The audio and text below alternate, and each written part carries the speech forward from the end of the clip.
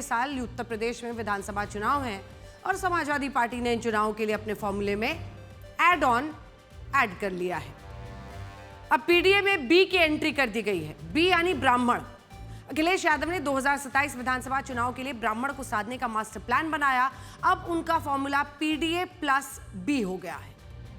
ब्राह्मणों के साधने के लिए समाजवादी पार्टी अपने सबसे बड़े ब्राह्मण नेता जनेश्वर मिश्र की जयंती मनाने जा रही है और जयंती को भव्य अंदाज में मनाने की तैयारी है ताकि इसके जरिए प्रदेश के ब्राह्मणों को साधा जा सके। लेकिन सवाल यह है कि उसके फॉर्मूले में बी फैक्टर की एंट्री हुई क्यों है।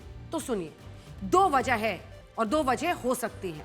पहली है कि ब्राह्मण मतदाताओं को साध कर सत्ता पाने का एक लंबा इतिहास है और दूसरी वजह यह है कि पीडीए के चक्कर में साइड लाइन किए गए ब्राह्मण नेताओं और कार्यकर्ताओं को साथ भी बनाए रखने का मौका मिलेगा। हाल ही में उत्तर प्रदेश सरकार में मंत्री ओपी राजगर ने दावा किया था कि समाजवादी पार्टी से ब्राह्मणों का मोह भंग हो रहा है और बलिया का एक बागी बगावत का नेतृत्व करने वाला है।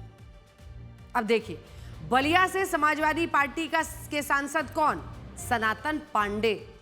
और लखनऊ में ब्राह्मण नेताओं की जो बैठक हुई उसकी अगुवाई कौन कर रहा है? वही कर रहे थे।